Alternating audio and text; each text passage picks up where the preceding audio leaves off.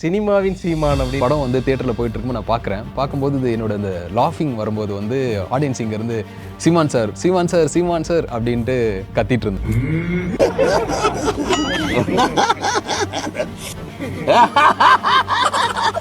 அவரோட சிரிப்பை வச்சு எந்த சொல்லும்போது ரொம்ப ஹாப்பி தான் எனக்கு. அதில் இது வந்து ஒரு புது ரோல் கிடையாது. அதிகாரியோட பெரிய இடத்துல இருக்கிறவனோட பையங்கிற கேரக்டர் காலங்காலமாக தமிழ் சினிமாவில் இந்தியன் சினிமாவில் இருக்குது. ஆனால் அதில் டிஃப்ரென்ஷியேட் காட்டணும். ஃப்ரெண்ட்ஸோ ஃபேமிலியோ இல்லை பப்ளிக்கோ யார் பேசும்போதும் அது இல்லை தனியாக தெரியுது அப்படின்றது வந்து நான் என்னோட சக்ஸஸாக பார்க்குறேன்.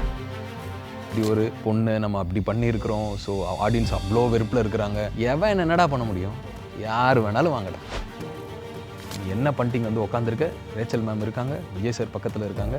இந்த கேரக்டர் என்ன, இந்த மூடு என்ன, எப்படி இருந்த அந்த ஒரு ஆரா தளபதி விஜய் அவர்களோட ஆரா எப்படி இருக்க போகிறாரோ, என்ன மாதிரியான ஒரு அணுகுமுறை இருக்க போதோ அப்படின்னு நினச்சா ரொம்ப கூலாக ஹாப்பியாக சிரிச்சேட்டே வந்தார். போனோடனே சார் என்னை டேர்ன் பண்ணி பார்த்தாரு. பார்த்த உடனே ஆர்டிக்ஸ் ரொம்ப நல்லா பண்ணியிருந்தப்பா, இது என்னால் என் லைஃப் டைமில் என்னால் மறக்க முடியாது.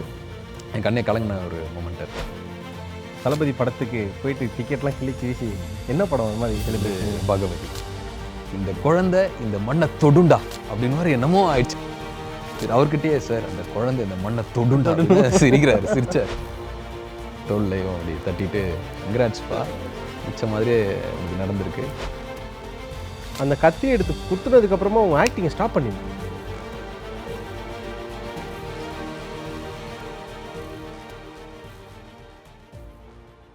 மாலை முரசு பிரசன்ஸ் இந்த ஸ்பெஷல் எபிசோடில் ரொம்ப ஸ்பெஷலான ஒரு பர்சன் தான் நம்ம கூட இருக்காரு. ஜனநாயகன் படத்தில் ஒரு சிரிப்பு மூலமாக எப்படி அவங்க எல்லாரையும் கடுப்பேற்றுறேன் அப்படிங்கிற மாதிரியான ஒரு ரோல் பண்ணிட்டு ரொம்ப காமாக இருக்கக்கூடிய சந்தீப் ரவிராஜ் சார் தான் நம்ம கூட இருக்கார். வணக்கம் சார். வணக்கம் சார். எப்படி இருக்கீங்க? ரொம்ப நல்லா இருக்கேன் சார். ஆக்சுவலாக அவங்களுக்கு வந்து எல்லாரும் இப்போ ஒரு புது பேர் வச்சுருக்காங்க, சினிமாவின் சீமான் அப்படின்னு.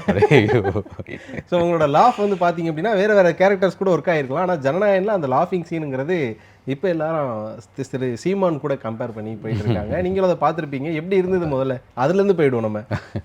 இல்லை, ஓவராலாக படம் வந்து நல்ல ரெஸ்பான்ஸ் இருந்துச்சு. ஸோ என் கேரக்டர்ஸும் ரொம்ப நல்ல ரெஸ்பான்ஸ் பண்ணாங்க ஆடியன்ஸு. நேற்று படம் 2-3 நாளாக வந்து படம் வந்து தியேட்டரில் போயிட்டு இருக்கும்போது நான் பார்க்குறேன். பார்க்கும்போது இது என்னோட இந்த லாஃபிங் வரும்போது வந்து ஆடியன்ஸ் இங்கேருந்து சீமான் சார் சீமான் சார் சீமான் சார் அப்படின்ட்டு கத்திட்டு இருந்தாங்க. ஸோ அது பார்த்துட்டு என்னடா இதுன்னு புதுசாக இருக்குது, இது நம்ம லிஸ்ட்லேயே இல்லையா அப்படின்ற மாதிரி இருந்துச்சு. எண்ட் ஆஃப் தி டே நம்ம எல்லாரும் விரும்பக்கூடிய ஒரு பொலிட்டிக்கல் லீடர். ஸோ அவரை வச்சு சொல்லும்போது ரொம்ப சந்தோஷம் தான் எனக்கு. சாரோட லாஃபிங் பார்த்துருக்கீங்களா? பார்த்துருக்கேன். அது மாதிரியா இருந்தது. உங்களுக்கு எப்படி ஃபீல் ஆச்சு? இல்லை, ஏன் அப்படி சொன்னாங்கன்னு தெரியல. திடீர்னு அவங்க அந்த மாதிரி சொல்ல ஆரம்பிச்சிட்டாங்க ஆடியன்ஸ் தியேட்டர்ஸில். அது பார்க்கும்போது ஓகே, சிலது தான் நமக்கு ஏற்றுக்க முடியாமல் இருக்கும். இது வந்து நமக்கு ரொம்ப சந்தோஷம் தான். பிகாஸ் அப்படிப்பட்ட ஒரு நம்ம எல்லாரும் மதிக்கக்கூடிய ஒரு பொலிட்டிக்கல் லீடர், அவரோட சிரிப்பை வச்சு எந்த சொல்லும் போது ரொம்ப ஹாப்பி தான் எனக்கு. அதில் ஜனநாயகனே பார்த்தீங்கன்னா, அதாவது விஜய் அவர்களோட கடைசி படம், சிஎம் விஜய் அவர்களோட கடைசி படம். அது ஒரு பக்கம் அரசியல் பேசுகிற படம். அந்த அரசியல் பேசுகிற படத்தில் நீங்கள் பண்ணியிருந்தது அரசியல்வாதி கூட இருக்கக்கூடிய ஒரு ரோலு. அதில் நீ உங்களோட பெர்ஃபார்மன்ஸ் வந்து இன்னொரு அரசியல்வாதியோட கம்பேர் பண்ணி ஆக மொத்தம் வந்து சந்தீப்பை முழுக்க அரசியலுக்குள்ளே உட்படுத்துறாங்களே, நீங்கள் எப்படி ஃபீல் பண்ணீங்க அதை பார்க்குறப்போ? இல்லை, எனக்கு நான் அப்படி சொல்லலை. எனக்கு ஒரு கேரக்டராக தான் எனக்கு சார் எக்ஸ்பிளைன் பண்ணாங்க. இதுக்குள்ளே நடக்கிறது என்னன்றதெல்லாம் எனக்கு தெரியல. என்கிட்ட ஒரு கேரக்டர் சொன்னாங்க, இந்த கேரக்டருக்கு நம்ம எவ்வளோ ஜஸ்டிஃபை பண்ண முடியும் அப்படின்றது தான் எனக்கு தாட்டாக இருந்துச்சு. இது எதை பேஸ் பண்ணுது, இது பின்னாடி என்ன அரசியல் இருக்குது, இதெல்லாம் எனக்கு தெரியல. நான் ஒரு கேரக்டர் கொடுத்துருக்காங்க, அந்த கேரக்டர் எவ்வளோ அர்கண்டான ஒருத்தன், அவன் எப்படிலாம் வெளிப்படுத்துவான், அவங்க அப்பா இவ்வளோ பெரிய ஆளாக இருந்தால் அந்த மகன் என்னெல்லாம் பண்ணுவான், என்ன வேணாலும் செய்வான். ஸோ அப்படி ஒரு திமிர் பிடிச்ச ஒருத்தன், ஒரு அர்கண்டாக இருக்கிற ஒருத்தன் எவ்வளோ ஆட்டிடியூடோட இருப்பான் அப்படின்றது மட்டும்தான் என் மைண்ட்லேயும் என் பாடிலையும் நான் திங்க் பண்ணி வச்சுருந்தது. ஸோ அதுதான் நான் போர்ட்ரேட் பண்ணியிருக்கேன்னு நினைக்கிறேன். எனக்கு சந்தீப் கிட்ட கேள்வி அதுதான். இது வந்து ஒரு புது ரோல் கிடையாது. ஒரு பவர்ஃபுல்லான பர்சனோட பையன்றது, லைக் வந்து பொலிட்டிக்கல் லீடரோட பையனோ இல்லை ஒரு பெரிய காப்போ இல்லைனா ஒரு மிலிட்டரி ஆஃபீஸர், இது மாதிரி ஒரு பெரிய அதிகாரியோட பெரிய இடத்துல இருக்கிறவனோட பையங்கிற கேரக்டர் காலங்காலமாக தமிழ் சினிமாவில் இந்தியன் சினிமாவில் இருக்குது. அப்பா அப்படி இருப்பார், பையன் பார்த்தீங்க அப்படின்னா அந்த ரேப்லாம் பண்ணிட்டு ட்ரங்க் பண்ணிட்டு ஊருக்குள்ளே வந்து ஒரு மாதிரி ரேஷ் பண்ணிட்டு இருக்கக்கூடிய ஒரு கேரக்டர். அதுதான் உங்களுக்கும் வந்திருக்கு. ஆனால் அதில் டிஃப்ரென்ஷியேட் காட்டும். அதுக்கான மெனக்கடல், ஒரு ஹோம் ஒர்க் இருக்கும். பாடி லாங்குவேஜில் ஆட்டிடியூட்ல வேறு படத்தை நம்ம இன்ஸ்பிரேட் பண்ணிடக்கூடாது, நம்மளோட ஆக்டிங்கில் இன்னொரு படம் தெரிஞ்சிடக்கூடாதுங்கிற ஒரு ஹோம் ஒர்க் இருக்குங்களா? அது எப்படி?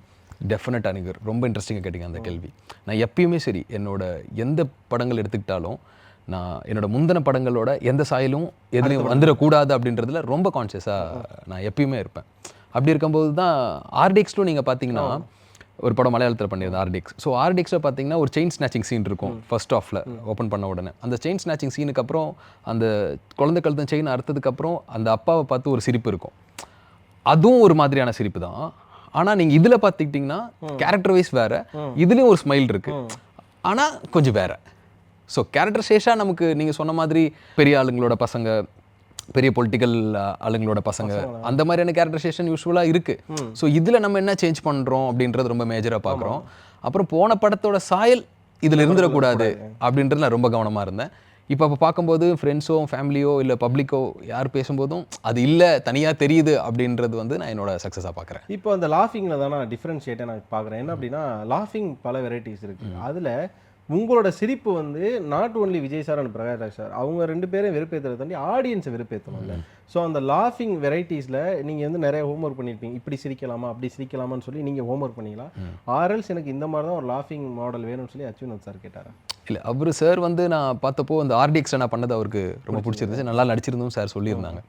ஆனால் எனக்கு இப்படி தான் வேணுன்றது சார்கிட்ட இல்லை. நான் சொல்லிட்டார், இதுதான் உங்களோட அந்த கேரக்டரைசேஷனோடது, ஸோ உங்களுக்கு எப்படி பெர்ஃபார்ம் பண்ண முடியுதோன்றதை பாருங்க அப்படி தான் என்கிட்ட சொன்னாங்க. ஸோ அன்றைக்கி நான் செட்டில் பெர்ஃபார்ம் பண்ணும் போதுமே கூட என்னோட ஸ்டைலில் தான் சார் விட்டாங்க. என்னோட ஸ்டைலில் எனக்குள்ளே இருக்கிறது என்னமோ நான் அதான் கொண்டு வந்தேன், அது அவருக்கு பிடிக்கும் செஞ்சிச்சு. ஸோ அதனால் அதில் பெருசாக சேஞ்சஸ் இல்லை. இதில் ஸோ அது ஈவில் ஸ்மைலாக எடுத்துக்கிறதா, அரல்ஸ் வந்து நீ எல்லாம் ஒரு ஆளாடா அப்படிங்கிற ஒரு நக்கல் ஸ்மைலாக எடுத்துக்கிறதா? எனக்கு அந்த கேள்வி வந்து படம் பார்க்குறேன்.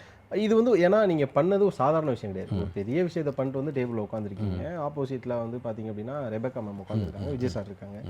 நான் இதை பண்ணிட்டேன்ட்டாங்கிற ஈவில் ஸ்மைலா, இல்லை இதெல்லாம் பண்ணிட்டு நீ என் பக்கத்தில் உட்காந்துருக்கேங்கிற ஒரு கிண்டல் ஸ்மைலா, அந்த மாடுலேஷன் ஒரு ரீசனுக்கு ஏற்ற மாதிரியான நம்மளோட பாடி லாங்குவேஜ் நம்மளோட ஸ்மைலும் மாறணும். ஸோ இந்த டைமில் இந்த சுச்சுவேஷனுக்கு என்ன இருக்குது அப்படின்றது தான் நம்ம யோசிக்க வேண்டியதாக இருக்குது. ஸோ இந்த சுச்சுவேஷன் பார்த்திங்கன்னா அப்படி ஒரு பொண்ணு நம்ம அப்படி பண்ணியிருக்கிறோம். ஸோ ஆடியன்ஸ் அவ்வளோ வெறுப்பில் இருக்கிறாங்க. என் அப்பா ஒரு பொலிட்டிக்கல் லீடர், பயங்கரமான ஆள், என்னை ஒன்றும் பண்ண முடியாது. ஸோ இப்படி ஒருத்தன் இருந்தால் அவன் எப்படிலாம் இருப்பான், அவன் ஆட்டிடியூடோட உச்சத்தில் இருப்பான், எவன் என்னடா பண்ண முடியும், யார் வேணாலும் வாங்கடா அப்படின்றது தான் அந்த கேரக்டரோட பாடி லாங்குவேஜும் மைண்டில் இருக்கும். அவன் எவ்வளோ கூலாக பிரியாணி சாப்பிட்டுட்டு எவ்வளோ கூலாக சிரிச்சிட்டு இருந்தால் அவன் எப்படிலாம் சிரிப்பான், அவன் என்ன மாதிரி நக்கல் பண்ணியிருப்பான், அவங்க அப்பா இவ்வளோ பெரிய ஆளாக இருந்தால் அவன் என்ன நக்கல்லாம் அவனால் பண்ண முடியும் அப்படின்றது மட்டும்தான் என் மைண்டில் இருந்துச்சு. ஸோ இப்படி கொடுக்கலாம், இப்படி கொடுத்தா ரொம்ப இரிட்டேஷன் வரும் ஆடியன்ஸுக்கும் அப்படின்னு நம்பி தான் நான் அதை பண்ணேன்.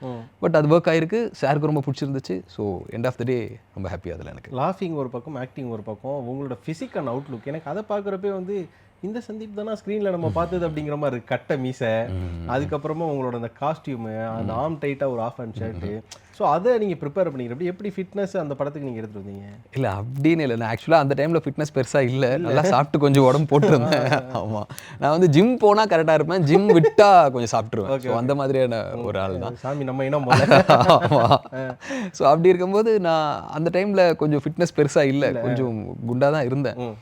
நான் நினச்சேன் சார் சடனாக எனக்கு பார்க்கணுன்னு ஆஃபீஸ்க்கு போகும்போது நான் பயந்துகிட்டே போனேன். ஐயோ ஃபிட்னஸ் வேறு கொஞ்சம் கரெக்டாக இல்லையே, உடம்பு வேறு போட்டிருக்குமே, அன்ஷேப்டாக இருக்குமே, இது எப்படி ஒர்க் ஆகும், ஐயோ கொஞ்சம் ரெடியாக இருக்கலாம் போலையே அப்படின்னு பல டென்ஷன் இருந்துச்சு. பட் சாரை போய் பார்த்ததுக்கப்புறம் ஓகே, எல்லாம் okay, look okay and body okay, அந்த கேரக்டருக்கு என்ன தேவையோ அது அப்படியே இருந்தேன். ஸோ அதனால் அதுக்கு பெருசாக அதுக்குன்னு அது மெனக்கெடல எதுவும் பண்ணேன். இப்போ எனக்கு என்ன அப்படின்னா ஒரு கேள்வி இருக்குது. பொதுவாக சினிமாவுக்கு அஸ் ஆக்டராக வர்றவங்களுக்கு ஒரு ட்ரீம் இருக்கும். இன்னும் ஒரு பெரிய டைரக்டர்கிட்ட படம் பண்ணிடணும், இல்லைனா ஒரு பெரிய ஆக்டர் பண்ணுற படத்தில், ஒரு பெரிய ஸ்டார் பண்ணுற படத்தில் நடிச்சிடணும். ஆர்எல்ஸ் ஒரு பெரிய டெக்னீஷியன்ஸ் லைக் வந்து மியூசிஷியன்ஸோ, ஆர்எல்ஸ் வந்து கேமராமேன்ஸ், டிஓபி, எடிட்டர்ஸ், இது மாதிரி டெக்னிக்கல் டீம் ஏதாவது ஒரு பெரிய பேனரில் பெரிய இடத்துல ஒர்க் பண்ணிடணும், இல்லைனா பெரிய ப்ரொடக்ஷனில் ஒர்க் பண்ணணும்னு இருக்கும். இது எல்லாமே அமைஞ்சிருக்கு சந்தீப்புக்கு. அது எப்படி அவர் இட்ஸ் எப்படி சொல்கிறார், அது வந்து அவர் லக்காக எடுத்துக்கிறாரா, அவரோட ஒர்க்கு கிடைச்ச அந்த ஒரு வெகுமதி நான் எடுத்துக்கிறேன். ரொம்ப காடை ரொம்ப பிலீவ் பண்ணுவேன். ஸோ அந்த ஆசீர்வாதம் இருக்குது, நான் நம்புவேன். அப்புறம் கன்சிஸ்டன்சியாக நான் போட்ட எஃபெக்ட் தான் என்னை கொண்டு வந்திருக்குன்னு நம்புகிறேன். ஸோ அதோட சூழலும் நான் முன்னாடி பண்ணி வச்சிருந்த படங்கள், அது இப்போ நமக்கு ஒரு கொடுத்த ஒரு பேர், ஸோ இதெல்லாம் சேர்ந்து தான் நம்மளை அடுத்தடுத்த கட்டத்துக்கு கொண்டு போகுது அப்படின்றத நம்புகிறேன். நான் வந்து இதுக்கு முன்னாடி நம்ம 2 பேர் பேசிகிட்டு இருக்கப்போ நான் உங்கள்கிட்ட அப்சர்வ் பண்ண விஷயம், நீங்கள் பயங்கரமான மூவி பஃபாக இருக்கீங்க, நிறைய படங்கள் பார்க்குறீங்க. அப்படின்றப்போ அச்சுவினாத் சாரோட நிறைய படங்கள் பார்த்துருப்பீங்க, தீரனாக இருக்கட்டும், சதுரங்க வேட்டையாக இருக்கட்டும், இது மாதிரி எல்லா படமே பார்த்துருப்பீங்க. அப்போ நீங்கள் ஒரு விஷயம் எதிர்பார்த்துருப்பீங்க, ஆனால் ஸ்பாட்டில் சார் வேறு மாதிரி இருந்திருப்பார். இன்னொன்று, அவரோட படத்தில் ஒர்க் பண்ணுறதுக்காக உங்கள் மாடலை நீங்கள் சேஞ்ச் பண்ணிப்பீங்களா? அது மாதிரி மூமெண்ட்ஸ் இருக்கா உள்ள? இல்லை அப்படி எதுவும் இல்லை, ஆனால் நமக்கு தெரியும் சார் எவ்வளோ ஒரு சென்சிட்டிவான ஒரு பர்சன், சாரோட முன்னாடி படங்கள் எப்படி இருக்குன்னு நமக்கு தெரியும், அவளோட ரைட்டிங் எவ்வளோ ஸ்ட்ராங்காக இருக்குன்னு தெரியும். அவர் படத்தில் ஒரு கேரக்டர் பண்ணால் அந்த கேரக்டர் சும்மா வந்துட்டு போகாது அப்படின்றது நமக்கு ரொம்ப நல்லா தெரியும். சார் ரைட்டிங்கில் அவ்வளோ ஸ்ட்ராங்காக ஒரு கேரக்டர் எழுதி கூப்பிட்டுருக்காரு அப்படின்னா ரைட்டிங்கில் தி பெஸ்ட்டாக இருக்கும். ஸோ அது நம்ம போய் அழகாக போர்ட்ரேட் பண்ணிட்டா போதும் அப்படின்றது தான் நான் பார்க்குறேன். ஸோ அங்கே அப்படி போனப்போவும் என்கிட்ட விட்டார் சார். இதான் உங்களோட கேரக்டரைசேஷன் சொல்லிட்டாரு. நான் அது என்னெல்லாம் அந்த கேரக்டருக்குள்ளே பண்ண முடியுமோ அப்படின்றத பண்ணேன். சார் ஃப்ரீயாக விட்டாங்க. ஸோ அது எனக்கு ரொம்ப ஆச்சரியமாக இருந்துச்சு. அங்கே அந்த டைனிங் சீனில் பார்த்தீங்க அப்படின்னா அவங்களோட லாஃப் ஒன்று இருக்கும். அந்த இடத்துல வந்து பக்கத்தில் விஜய் சார் இருப்பார், இன்னொரு பக்கம் பிரகாஷ் ராஜ் சார். 2 பேருமே நடிப்பில் வந்து எப்படி சொல்கிறது, அதாவது விதை போட்டு பழம் எடுத்த ஆட்கள் அப்படின்னு சொல்லலாம். அவங்களுக்கு முன்னாடி ஒரு ஈகோ இருந்தால் தான் நம்மளால் நடிக்க முடியும். ஒரு செல்ஃப் ஈகோ இருக்கணும். நம்ம வந்து பண்ணிண்டா சந்தீப்பு அப்படின்ற ஒரு மைண்ட். எப்படி அதை பண்ணீங்க? கிரிப்பிங்காக அந்த சீன் எப்படி பண்ணீங்க? ஏன்னா பக்கத்தில் ஒருத்தர் இருக்காரு, கிட்டத்தட்ட எக்ஸாம் ஹாலில் ஸ்டாஃபுக்கு முன்னாடி உட்காந்து எக்ஸாம் எழுதுகிற சீன் தான். அது எப்படி இருந்தது? ஃபர்ஸ்ட் வந்து ரெடி ஆகிட்டேன், அந்த ஷார்ட்காக ரெடி ஆகி தான் வேனிட்டிலேருந்து வந்து உட்காந்துருக்கும்போது அந்த மூடில் தான் வந்தேன். பட் வந்ததுக்கப்புறம் பார்த்தா இங்கே பிரகாஷ் சார் ஒரு பக்கம், விஜய் சார் என் பக்கத்தில் வந்து உட்காந்துட்டாங்க. அந்த ஒரு பக்கம் டென்ஷன் எனக்கு அப்படியே என்ன சொல்கிறதே தெரில. நான் தானா இது அப்படின்ற மாதிரி எனக்கு இருக்குது. ஆனால் அதெல்லாம் கொஞ்சம் அப்படியே எடுத்து கொஞ்சம் தள்ளி வச்சுட்டு, சந்தீப் உன்னோட கேரக்டர் இது, உங்கள் அப்பா இவ்வளோ பெரிய ஆள், நீ என்ன பண்ணிட்டீங்க வந்து உட்காந்துருக்க, ரேச்சல் மேம் இருக்காங்க, விஜய் சார் பக்கத்தில் இருக்காங்க, இந்த கேரக்டர் என்ன, இந்த மூடு என்ன, அதெல்லாம் அது இருக்குது, சந்தோஷம் இருக்குது, ஒரு பக்கம் எல்லாம் இருக்குது, அது ஓரம் வை, இந்த கேரக்டராக நீ யோசிக்க ஆரம்பிக்கணும் அப்படின்னு நான் முடிவு பண்ணேன். எப்பவுமே நான் ஒரு ஷாட்டுக்கு போகிறதுக்கு முன்னாடி, ஒரு ஆக்ஷன் சார் சொல்கிறதுக்கு முன்னாடி ஒரு 4 to 5 seconds நான் கண்ணை மூடிடுவேன், இறைவனை வேண்டிப்பேன். நான் என்னவா நினைக்கிறேனோ அதான் நான் ஆகணும், அதுக்கு என் கூட நில்லு அப்படின்னு சொல்லி கடவுளை எப்பயும் பிரார்த்தனை பண்ணிப்பேன். ஸோ அந்த மாதிரி கண்ணை மூடி நான் ஐ ஓப்பன் பண்ணும்போது எனக்கு என் கூட இருக்க கடவுளே அப்படின்னு நினச்சிப்பேன். ஸோ அப்படி தான் ரெடி ஆனேன். ஸோ அப்படி தான் அந்த சீன் ஒர்க் ஆகிருக்கு. எப்படி இருந்த அந்த ஒரு ஆரா, தளபதி விஜய் அவர்களோட ஆரா? ஏன்னா நீங்கள் நடிக்கிறப்ப அவர் தளபதி விஜயா இருந்தார், இப்போ தானே மாண்புமிகு தமிழக முதலமைச்சராக இருக்காரு. ஸோ அந்த ஆரா எப்படி இருந்தது உங்களுக்கு? நான் சார் அன்னைக்கு ஃபர்ஸ்ட் டைம் நான் லைஃப்லேயே பார்த்ததில்ல, அன்றைக்கி தான் பார்க்குறேன். அன்றைக்கி பார்க்குறதுக்கு ஒரு 1 week முன்னாடி தான் நினைக்கிறேன் அவரோட ஃபர்ஸ்ட் மாநாடு முடிஞ்சிருந்தது. முடிச்சுட்டு வராங்க, பயங்கரமான ஃபயர் ஸ்பீச்லாம் நம்ம கேட்டோம். அப்படி முடிச்சுட்டு வராங்க, எப்படி இருக்க போகிறாரோ, என்ன மாதிரியான ஒரு அணுகுமுறை இருக்க போதோ அப்படின்னு நினச்சா, ரொம்ப கூலாக ஹாப்பியாக சிரிச்சேட்டே வந்தார். அதனால் மறக்கவே முடியாது. ரொம்ப பியூட்டிஃபுல்லாக சிரிச்சிட்டே வந்து எல்லாருக்கும் ஹாய் சொல்லுங்க வந்து சொன்னாங்க. அப்புறம் என் பக்கத்தில் வந்து உட்காந்தாங்க. பிரகாஷ் சார் கூட ரொம்ப நல்லா பேசினாங்க. டைரக்டர்ஸ் கூடலாம் பேசிட்டு லாஸ்ட்டாக சார் என் பக்கத்தில் வந்து உட்காந்தாங்க. சார் என் பக்கத்தில் வந்து உட்காந்துட்டு வினோத் சார் எக்ஸ்பிளைன் பண்ணிட்டு போயிட்டாங்க. போனோடனே சார் என்னை டேர்ன் பண்ணி பார்த்தாரு. பார்த்த உடனே RDX ரொம்ப நல்லா பண்ணியிருந்தப்பா. பெரிய கிரெடிட். ஆமாம், அது என்னால் என் லைஃப் டைமில் என்னால் மறக்க முடியாது.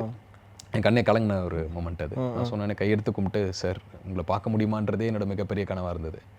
உங்களை இப்போ உங்கள் பக்கத்தில் உட்காந்துருக்கேன், நான் நல்லா ஒரு படம் பண்ணியிருக்கேன் அப்படின்றது நீங்கள் சொல்கிறது எனக்கு முடியல சார் என்னால். அப்படி எமோஷனாக இல்லை நல்லா பண்ணியிருந்தீங்க, நான் அந்த டைரக்டர் கூட ஃபோன் பண்ணி விஷ் பண்ணியிருந்தேன் அப்படின்னு சொன்னார். ஆமாம் சார் தெரியும் சார் அப்படின்னு. ஓகே போகலாமா, ரெடியாக நீங்கள்? ஓகே சார் ரெடி அப்படின்னா. அது ரொம்ப என்னடா சார் நம்மளை பாராட்டிட்டாரே அப்படின்றது வந்து என்னால் வேனிட்டிக்கு போய் ரொம்ப எமோஷனல் ஆகிட்டேன் நான். That's why Thalapathy always. அதனால தான் அவர் அப்படியே அதே இன்னும் இருக்காரு. கண்டிப்பாக சில்லறை செதற விட்டுற ஒரு தியேட்டர் மூவ்மெண்ட் இருக்கா தளபதி படத்துக்கு? போயிட்டு டிக்கெட்லாம் கிழிச்சு வீசி என்ன படம் அது மாதிரி செலிப்ரேட் பண்ணீங்க? பகவதி. ஐயோ அப்பா, என்ன மாதிரி படம் பகவதி? இந்த ஸ்கூல் ஃப்ரெண்ட்ஸு 90s கிட் வேறு, sorry for interrupt, 90s kid வேறு. அதில் அச்சமில்லை மனமேனு ஒரு பாட்டு வரும். அதெல்லாம் கேட்டு அந்த வயசில் கூஸ் பம்ப் ஆகி ஸ்கூல்ல எல்லாம் சண்டை போட்டு அப்படியே அந்த பாட்டை மனசுக்குள்ளே பாடிட்டு வந்த காலங்கள்லாம். கண்டிப்பாக. உங்களுக்கு எப்படி அந்த பகவதி நைட்டு? வந்து 7th, அப்போ நான் வந்து 6th முடிச்சு 7th போகிறேன்னு நினைக்கிறேன். அது வந்து A சர்டிஃபிகேட் படம். ஆனால் நம்ம ஏரியா லோக்கல் தியேட்டர்ஸ்லாம் பார்த்தீங்கன்னா விட்டுருவாங்க, ஃபுல் ஃபேமிலி அதெல்லாம் போகலாம், யார் வேணாலும் போய்க்கலாம். இங்கே தான் மாலில் தான் அது ரொம்ப ஸ்ட்ரிக்டாக பார்ப்பாங்க. நம்ம ஊருங்களில் ஏரியாங்களெல்லாம் பார்த்தீங்கன்னா விட்டுருவாங்க. ஸோ அப்படி தான் நானும் என் ஃப்ரெண்ட்ஸோட ஸ்கூல் வந்து அன்றைக்கி மழை லீவ் விட்டாங்க. பகவதி வில்லன் ரிலீஸ் ஆகுது. ஸோ பகவதி பார்த்துட்டு வில்லன் பார்க்கலாம் அப்படின்னு. ஸோ ஃப்ரெண்ட்ஸ் எல்லாம் சேர்ந்து பகவதி போகிறோம். பயங்கரமாக பிடிச்சிருச்சு எனக்கு. அந்த இன்ட்ரோல் பிளாக்ல கத்திலாம் வச்சுட்டு கத்தி சுற்றிக்கிட்டே இருக்கும், அப்படி பிடிப்பார். பிடிச்சிட்டு இந்த குழந்தை இந்த மண்ணை தொடுண்டா அப்படின்னு மாதிரி என்னமோ ஆயிடுச்சு எனக்கு. மறக்கவே முடியாது நான் அந்த ஷாட்டை. சொன்ன உடனே அப்படியே கூஸ் பம்ப்ஸ் ஆகிட்டேன். அப்புறம் படம் முடிஞ்ச உடனே பயங்கரமாக கத்தி என்ஜாய் பண்ணிட்டு வெளில வந்து என் ஃப்ரெண்டு கோபின்னு சொல்லிட்டு நிறைய பேர் போயிருந்தோம். அதில் கோபிக்கிட்ட நான் கூப்பிட்டு சொல்கிறேன், டேய் நான் என்னைக்காவது ஒரு நாள் ஆக்டர் ஆயிடுவேன்டா கண்டிப்பாக அப்படின்னு. ஆமாடா நீ ஆயிடுவேடா அப்படின்னு. ஆனால் நான் கண்டிப்பாக விஜய் சார் கூட நடிப்பேன்டா அப்படின்னு நான் அன்றைக்கி சொல்லியிருந்தேன் ஃப்ரெண்ட்ஸ் கிட்டலாம். ஸோ ஃபைனலி இன்னைக்கு இது நடக்கவும் செஞ்சிச்சு. நீங்கள் அதை மேனிஃபெஸ்ட் பண்ணிங்களா, ஆர்எல்ஸ் வந்து இது உங்களோட கெரியரில் நீங்கள் கொடுத்த உழைப்புக்காக வந்த கிரெடிட்னு எடுத்துக்கிறீங்களா, ஆர்எல்ஸ் தளபதி கூட நடிக்கணும் மேனிஃபெஸ்ட் பண்ணதுனால அந்த ரிசல்ட் நினைக்கிறீங்க? நம்ம பல ஆக்டர்ஸோட நம்ம நடிக்கணும் அப்படின்னு நமக்கு ஆசை இருக்கும். நம்ம படங்கள் பார்க்கும்போது வந்து எல்லாரோட ஸ்க்ரீன் ஷேர் பண்ணணும் அப்படின்னு. பகவதி பார்த்துட்டு தான் நான் முடிவு பண்ணேன். என் ஃப்ரெண்ட் கிட்ட சொன்னதும் சரி, பகவதி தான் எனக்கு பயங்கர இதுவாக இருந்தது. என்னைக்காவது லைஃப்பில் நம்ம ஒரு ஆக்டர் ஆகணும், ஆயிடுவோம், அது நம்ம ஆயிடுவோன்ற நம்பிக்கை. ஆயிட்டா நான் விஜய் சாரோட நடிப்பேன் அப்படின்னு சொன்ன அந்த வார்த்தை என் ஃப்ரெண்ட் கிட்ட. ஸோ அது சொன்ன மாதிரி எண்ட் ஆஃப் த டே 25-26 வருஷம் கழிச்சு நடந்துருச்சு. நீங்க 25 வருஷத்துக்கு முன்னாடி பார்க்குற வரையும் அதே சாமில் தான் இருக்காரு. அப்படியே 25 வருஷத்துக்கு அப்புறம் அதே சாமில் இருக்காரு. கேட்டிங்களா அந்த சீக்ரெட்ஸ் எதுனா உள்ள என்ன மாதிரி கான்வர்சேஷன் போச்சு உங்களுக்கு விஜய் சார் இருக்கும்? அது அந்த ஆர்டிக்ஸ் நல்லா பண்ணியிருந்தேன், அந்த ஒரு விஷயம் போச்சு. அப்புறம் அந்த ஷர்ட் என்ன சார் நெஞ்சில் ஆமாம் குத்துவாங்க. ஸோ அது முடிஞ்சதுக்கப்புறம் நான் ஷார்ட் முடிஞ்சு வெளில வந்தேன். வெளில வந்தப்போ சார் வெளில வந்தாங்க. வந்துட்டு நீங்கள் மலையாளியா அப்படின்னு. எஸ் சார் மலையாளி தான் சார் அப்படின்னு. கேரளாவில் எங்கே அப்படின்னாரு. சார் நான் தலശ്ശേരി சார் என்னோட ஊர் அப்படின்னு. சுற்றி க்ரௌடு பவுன்சர்ஸு ஃபுல்லாக அப்படி இருக்காங்க. அப்படி இருக்கும் நானும் சார் மட்டும் 1-to-1 பேசுகிறோம். இப்போவும் என்னால் அது மறக்க முடியாது. ஆனால் நம்ம ஃபீல் பண்ணுவோம்ல இந்த மாதிரி பேசுகிற மூமெண்ட்ஸ்லாம் யாருன்னா வீடியோ எடுத்து வைக்க மாட்டாங்க. இருந்திருக்கு. இருந்ததா? என் அசிஸ்டன்ட் அண்ணா இருக்காங்க, அவர்கிட்ட சொன்னேன் அண்ணா இது எடுத்துட வேண்டியதானா அப்படின்னு. இல்லை சார் கிடைக்காது. இல்லை சார் ஃபோன் இல்லை சார் அலோடு இல்லை சார் எனக்கு அப்படின்ட்டாரு. சரி ஓகேண்ணா அப்படின்னு. அப்போ கேட்டார் கேரளாவில் எங்கே? தலശ്ശേരി சார் அப்படின்னு சொன்னேன். அப்புறம் இங்கே எங்கே அப்படின்னாரு. இங்கே வந்து ஊர் வந்து ரெடில்ஸ் பக்கத்தில் பொன்னேரின்னு ஒரு ஊர் சார் அப்படின்னா. எனக்கு தெரியும் பொன்னேரி தெரியும் அப்படின்னாரு. ஸோ அங்கே தான் சார் நான் படித்து வளர்ந்ததெல்லாம் அப்படின்னு சொன்னேன். அப்போ நான் சார் உங்களை என்னைக்காவது லைஃப்பில் பார்த்தா ஒரு விஷயம் ஷேர் பண்ணணும்னு ஆசைப்பட்டிருக்கேன், இதை ஷேர் பண்ணலாமா சார்? அப்படி ஒன்று ஷேர் பண்ணணும் சார். பண்ணுங்க அப்படின்னாரு. அப்போ அந்த பகவத் ஹிஸ்ட்ரியை சொல்கிறேன். ஓகே சூப்பராக அதெல்லாம் சொல்லி முடிச்சுட்டு அவர்கிட்டயே சார் அந்த குழந்தை இந்த மண்ணை தொடுண்டாரு சிரிச்சார். ஃபைனலி இது நடந்துருச்சு சார் அப்படின்னே தோல்லையும் அப்படி தட்டிட்டு கங்க்ராட்ஸ் நிச்ச மாதிரி உனக்கு நடந்திருக்கு, ஆல் த வெரி பெஸ்ட் உனக்கு அப்படின்ட்டு போனாங்க. இப்போ இண்டஸ்ட்ரிக்குள்ளே இருந்து வந்த பெஸ்ட் விஷஸ் எதுனா இருக்கா? அதாவது ஜனநாயகன் படத்துக்காக வந்த விஷஸ் நிறைய மெசேஜஸ் வருது, கால்ஸ் வருது, கண்டினியூஸாக வந்துட்டு இருக்கு. அதே நேரம் ஃபீலிங்ஸ் எப்படினாரு? நீங்கள் தேட்டரில் போய் நிற்பீங்க, ஆனால் நீங்கள் தான் அதை ஃபைண்ட் அவுட் பண்ண முடியாது, என்னாலே முடியலை. நீங்கள் தான் ஃபைண்ட் அவுட் பண்ண முடியாது, ஏன்னா நீங்கள் படத்துக்கு கூட ட்ரான்ஸ்ஃபர்மேஷன் கொடுக்குறீங்க. அதுக்கு எக்ஸாம்பிள் இன்னொன்று வச்சிருக்கேன், அதை கேட்குறேன். ஓகே, இந்த படத்துக்கு நீங்கள் போய் ஒரு மால்லேயே ஒரு தேட்டர்லேயே நிற்பீங்க, அது எல்லாருக்கும் ஒரு ஆசை இருக்கும், நம்மளை யாருன்னா ரெகக்னைஸ் பண்ணுவாங்களான்னு. உங்கள் ஆக்டிங் எல்லாம் தேட்டரில் பார்த்து ரெகக்னைஸ் பண்ணி கிளாப் பண்ணுறாங்க, ஆனால் வெளில வந்து ரெகக்னைஸ் பண்ணல. அது எப்படி இருக்கும் உங்களுக்கு? எனக்கு வந்து அது வந்து ரொம்ப சந்தோஷம். சில பேருக்கு ரொம்ப வருத்தம், எனக்கு ரொம்ப சந்தோஷம். அந்த கேரக்டராகவே நம்ம தெரியல அப்படின்றது தான் நம்ம. ஓகே நம்ம பண்ண ஒரு ஒர்க்கு, அதுலேயும் என்னையும் இதுலேயும் சம்மந்தமே இருக்கக்கூடாது, இதுலேயும் அடுத்ததில் பண்ண போகிறதுலையும் சம்மந்தம் இருக்கக்கூடாது. அப்படி இருக்கிறது தான் எனக்கு ரொம்ப பிடிக்கும். ஸோ அது அந்த வகையில் எனக்கு ரொம்ப சந்தோஷம்தான். கஷ்டமான ரோல் வந்து ஆடியன்ஸ்ட்டை ஹேட் வாங்குற ஒரு ரோல் தான். அது நம்ம கஷ்டப்பட்டு நடிச்சு ஹேட் வாங்கி சக்ஸஸ் அப்படின்றோம். ஆனால் நம்ம வீட்டில் இருக்கவங்களுக்கு அது லைட்டாக ஃபீலிங்ஸையும் தாக்கத்தையும் கொடுக்கும். வீட்டில் எப்படி அதை ஃபீல் பண்ணாங்க? வீட்லேயும் சரி ஃபேமிலியிலும் சரி, நீ எவ்வளோ ஜாலியாக பேசுவ, சிரிப்ப, ஃப்ரெண்ட்ஸோடலாம் எவ்வளோ காமெடிலாம் பண்ணுவ, எவ்வளோ ஜாலியாக இருப்ப, ஏன் படத்தில் அப்படி ஒரு கேரக்டர் அப்படின்னா சார் அப்படி எழுதியிருக்காரு. அந்த ஓம்னி ஓப்பன் பண்ணி நீங்கள் போடுற சீன்லாம் வீட்டில் என்ன ரியாக்ட் பண்ணாங்க? அதுதான் சொல்கிறேன் இல்லையா, அது ஃபேமிலிக்கு வந்து சந்திப்பா மாதிரி தான் அந்த கேரக்டரை பார்க்குறாங்க. இருந்தாலும் உள்ளுக்குள்ளே நம்ம சந்தீப்டா இது அப்படின்ற மாதிரி இருக்குது. நான் சொல்கிறேன் அந்த கேரக்டர் அப்படி, அவங்க எழுதுனது அப்படி, அதுக்கு நான் ஜஸ்டிஃபை பண்ணால் மட்டும்தான் அது ஒர்க் ஆகும். ஸோ கட் பண்ணால் நான் யாருன்னு உங்களுக்கு தெரியும். ஸோ அந்த வகையில் அவங்களுக்கு கொஞ்சம் ஓகே தான். ஆனால் கோவம் இருந்துச்சு. என் ஃபேமிலியிலே கத்துனாங்க என்னை குத்தும் போது அவ்வளோ சந்தோஷம், ஜாலியே.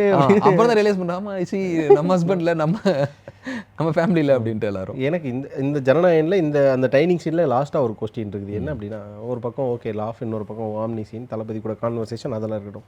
அந்த கத்தியை எடுத்து குத்துனதுக்கப்புறமா உங்கள் ஆக்டிங்கை ஸ்டாப் பண்ணிடணும். அந்த மீட்டர் எங்கே பிடிச்சிங்க நீங்கள்? Thank you bro, thank you.